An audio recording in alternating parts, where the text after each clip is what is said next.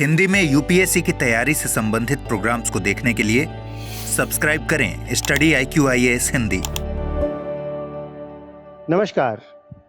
बदलते समय के साथ साथ ऑनलाइन धोखाधड़ी के नए नए तरीके भी आपके सामने आते जा रहे हैं। उन्हीं की श्रृंखला में एक नया स्कैम है जिसे पिग बूचरिंग स्कैम कहा जाता है। आज हम लोग उस पर चर्चा करेंगे।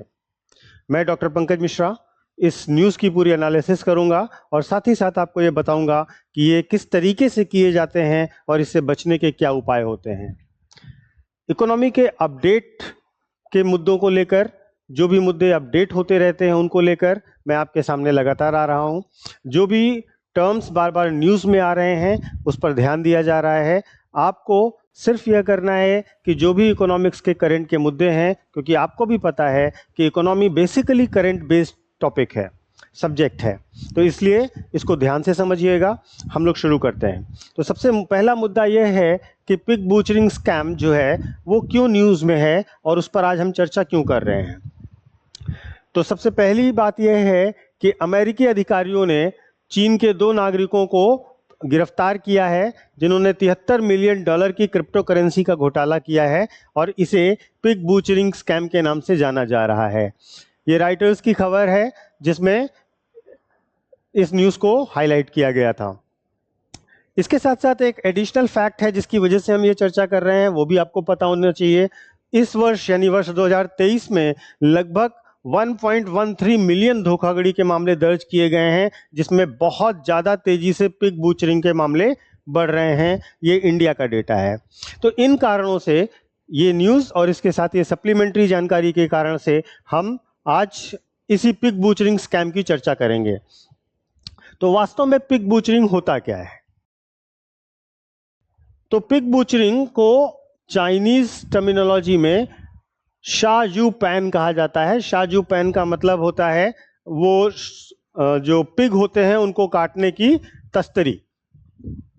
तो वास्तव में इसमें क्या होता है कि एक ऑनलाइन निवेश धोखाधड़ी है जिसमें जो पर्सन है, जो टारगेटेड पर्सन है, जिनको हम बलि का बकरा, जिसको हम हिंदी में बोलते हैं, हिंदी में बलि का बकरा टर्म इस्तेमाल किया जाता है, तो उसी को पिग स्लॉटरिंग कह रहे हैं। तो बेसिकली क्या है कि इसमें जिसको आपको टारगेट करना है, जिसे आपको फ्रॉड करना है, सबसे पहले उसको क्या किया जाता है, अलग अलग निवेश योजनाओं में लुभाने का काम किया जाता है और इसके लिए फर्जी ऑनलाइन व्यक्तित्व तो बनाए जाते हैं।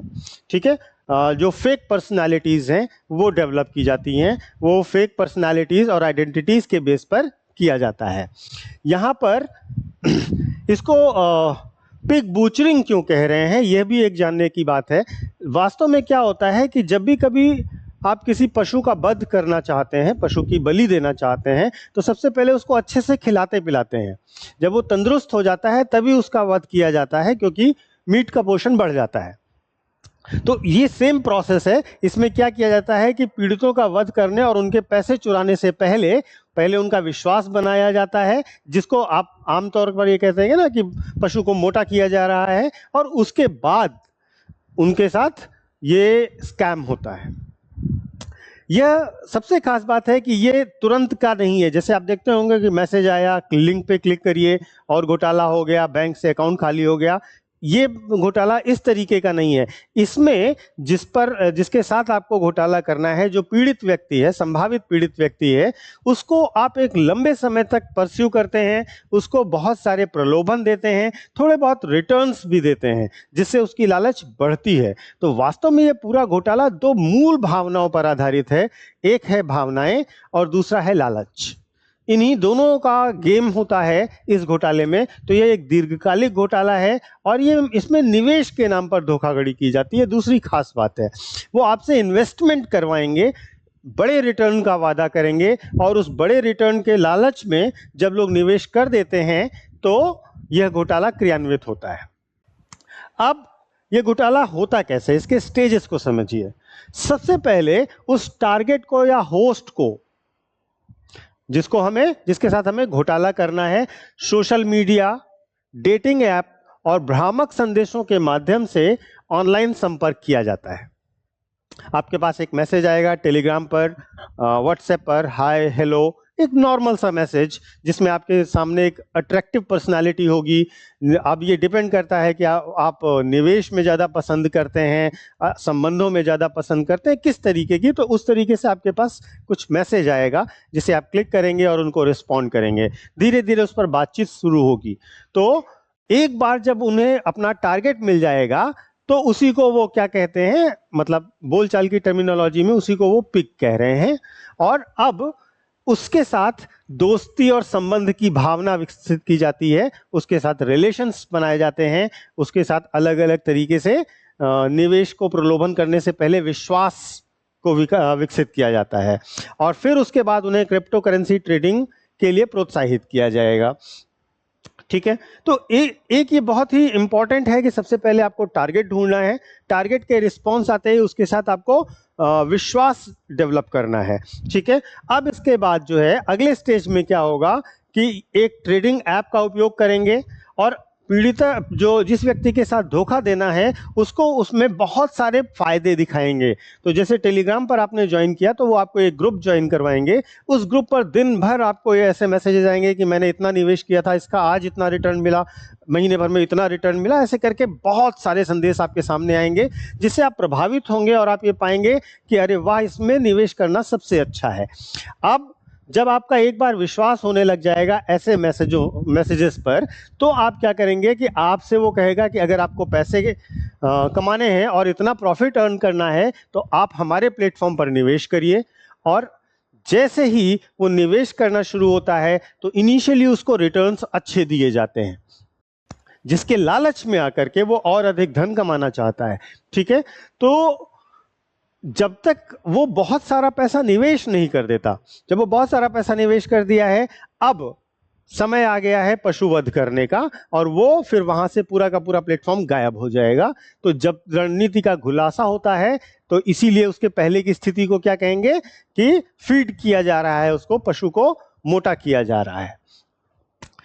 जब आप अपना पैसा निकालने जाएंगे तो उसमें या तो वो पूरा का पूरा प्लेटफॉर्म गायब कर देंगे या उस पैसे को विड्रॉ करने के लिए इतना अधिक फीस बता देंगे कि आप उसको विड्रॉ नहीं कर पाएंगे। तो इस तरीके से ये पूरे घोटाले का मैकेनिज्म होगा, प्रक्रिया होगी। अब इस घोटाले में सोशल मीडिया की बहुत भूमिका है। सबसे पहले जो हम अभी तक के घोटाले और इस तरीके के स्कैम्स देखते आए हैं, वहां पर क्या होता है कि सीधे सीधे टारगेट किया जाता है और पर्सन को लिंक क्लिक करना है या जैसे भी करना है। यहां पर बेसिकली सोशल मीडिया के मैसेजिंग प्लेटफॉर्म, डेटिंग एप्स और सोशल मीडिया के अन्य जैसे फेसबुक, टेलीग्राम चीजों को इस्तेमाल किया जाता है। इसके बाद इसमें धीरे धीरे संबंध बनाना और विश्वास बनाना, ये सबसे इंपॉर्टेंट काम होता है।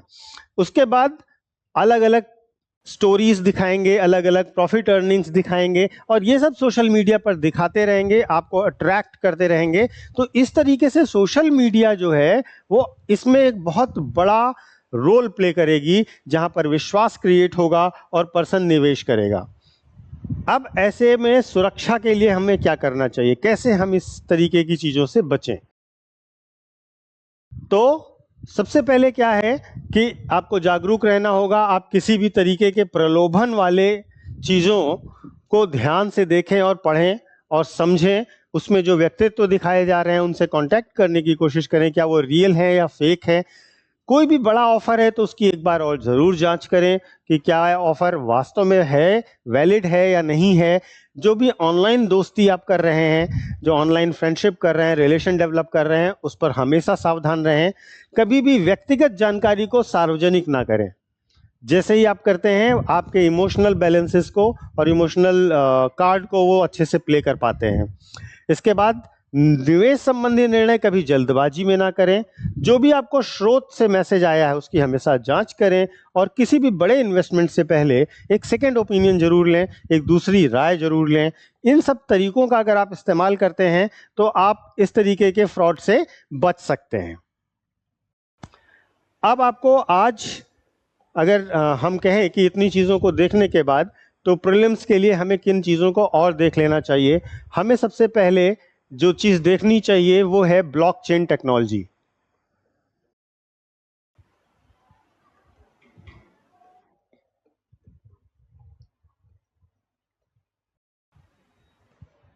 ब्लॉकचेन तकनीकी देखना चाहिए, क्रिप्टो करेंसी देखना चाहिए,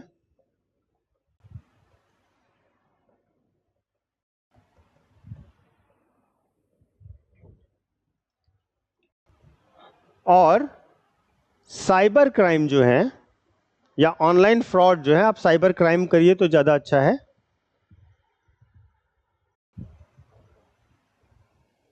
इसके लिए आप रिपोर्टिंग और सुरक्षा के मैकेनिज्म, यानी कि सरकार की तरफ से आपके पास क्या सुरक्षा के मैकेनिज्म और कंप्लेनेंट अथॉरिटीज कौन सी हैं, ये आपको जानकारी होनी चाहिए, जहां पर आप कंप्लेन दर्ज कर सकते हैं, शिकायत दर्ज कर सकते हैं। तो जैसे अभी हमने आपको बताया जो पिग स्लॉटरिंग है, उसमें क्या है कि सबसे पहले आप नियरेस्ट पुलिस थाने में कर सकते हैं, आप सेबी में भी कर सकते हैं क्योंकि सेबी भी कई निवेश योजनाओं का रेगुलेटर है, आरबीआई में भी कर सकते हैं क्योंकि ये भी बहुत बड़ा रेगुलेटर है। तो कहाँ कहाँ पर आप कंप्लेन कर सकते हैं, साइबर क्राइम थाने में कर सकते हैं, तो कहाँ कहाँ पर आपको कंप्लेन करने की पावर है वो भी आपको पता होना चाहिए।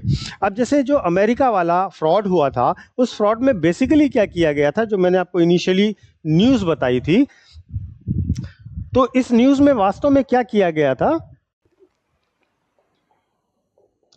ये जो चाइनीज पर्सन्स थे, ये जो चाइनीज नेशनल्स थे, ये वास्तव में एक प्रॉपर मैकेनिज्म फॉलो कर रहे थे।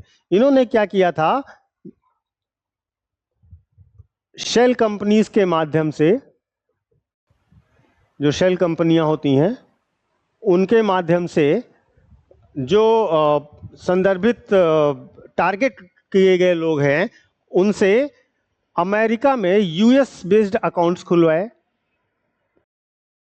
फिर इसमें अमेरिकन नेशनल्स से मनी डिपॉजिट करवाया for heavy return on investment, यानी कि निवेश पर जो बड़ा रिटर्न देने के नाम पर इन्होंने क्या किया कि बहुत सारा American dollar, US dollar American लोगों से जमा करवाया। फिर इस पैसे को इन्होंने बहामास ट्रांसफर कर दिया। बहामास जो एक टैक्स हेवन कंट्री भी है, तो ये डिपॉजिटेड मनी को एक अलग कंट्री में ले जा रहे थे, क्रिप्टो के फॉर्म में ये सारी ट्रेडिंग हो रही थी, और यहां से ये क्या कर रहे थे कि सारा का सारा पैसा, ये लगभग 73 मिलियन क्रिप्टो का स्कैम है, और इस मैकेनिज्म का ये फॉलो कर रहे थे। इसके द्वारा ये पूरे का पूरा पैसा बाहर कंट्री में ले जा रहे थे, और पूरे के पूरे यूएस नेशनल्स में इस चीज का फ्रॉड चल रहा था। तो अब आप अगर एक न्यूज़ को पढ़ते हैं तो आपको हमेशा इस चीज़ का अंदाजा हो जाता है कि कैसे कैसे हमें चीज़ों को और कौन कौन से पॉइंट्स को कवर अप करना है। धन्यवाद, कल फिर मिलते हैं। हिंदी में यूपीएससी की तैयारी से संबंधित प्रोग्राम्स को देखने के लिए सब्सक्राइब करें स्टडी IQ IAS हिंदी।